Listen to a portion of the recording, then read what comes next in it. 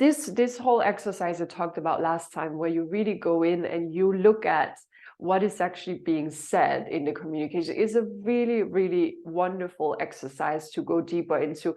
Not only if you feel like maybe you have some, I don't know, issues around communication, maybe you oftentimes get misunderstood or you misunderstand other people. Maybe you just have a hard time connecting and you're like, how do I create a connection with another person? Asking questions, confirming understanding, which is also one of the Aquarian sutras, the principles that we're going to talk about today. But this is a really, really great exercise. But we also know that communication, especially in the time that we're in right now, it requires a full sensory system, meaning that a lot of the times you will just know. And ideally, you should just know. You don't even have to necessarily say anything, but you meet a person and you understand a lot about them. And there's a difference between that being rooted in sort of our conditioning, societal condition, family conditioning, whatever it is. And then that actually happened from a very intuitive space. And we've been working a lot with intuition in general in these classes, so you know what that's about. But we want to activate and awaken our self-sensory system so that when we receive information from someone, when we listen to someone, it's not just from kind of a cognitive place.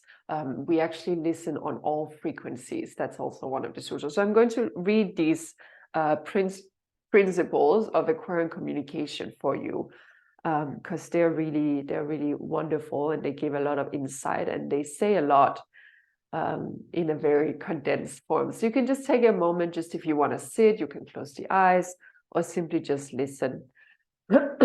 All right, so the principles of Aquarian communication. Listen. 1, listen on all frequencies. 2, ask questions. 3, confirm understanding. So that's what we've covered last time, right, with the listening part. And then the next section is called Get to the Heart of the Matter. Connect from your heart, not intellectual. Be personal, not impersonal. Be relevant and clear. Avoid cliches and jargon. Be open, not guarded. Be revealing, not safe. Be meaningful, not superficial. Be critical, not marginal. Be motivating, not tiresome. Be decisive, not ambivalent. Be specific, not general. And then the 7 rules of Aquarian communication. 1, listen and understand. 2, learn and gain wisdom. 3, choose the frequency of communication consciously. 4, reach out with understanding and acceptance. 5, get to the heart of the matter. 6, be humorous, fearless, and compassionate. 7, poke, provoke, confront, and elevate. And then qualities and characteristics of Aquarian communication. It relies on infinity, unique to the moment, to the experience, and to the people present. Spontaneous, come from the moment, from the experience. Involves deep listening. Simply says what needs to be said. Humorous, compassionate, spoken from the inside out. Mutual, use of we, us. Natural, reflects self-value and values others. Reflects self-respect and respects others. Reflects self-acceptance and accept others. Presence and present.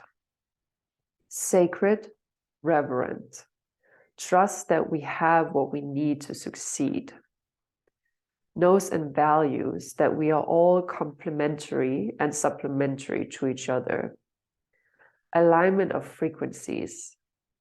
Synchronizes to create a trust between and among all. Creates joy and is intuitive. So I will share this page with you. It's really wonderful. I very, very often read these And some point I also had them hanging. I'll hang them again. I encourage you to do the same, because it is a really, really good way to check in on your own communication. Is it relevant? Are you inclusive in your wording? You know, how are you speaking? Are you reflecting your self-value? Are you reflecting value of others? Are you showing respect? It's just a lot of kind of good things that maybe we know, and then there are other things that I think is very kind of concrete and brings us into this new era of communication.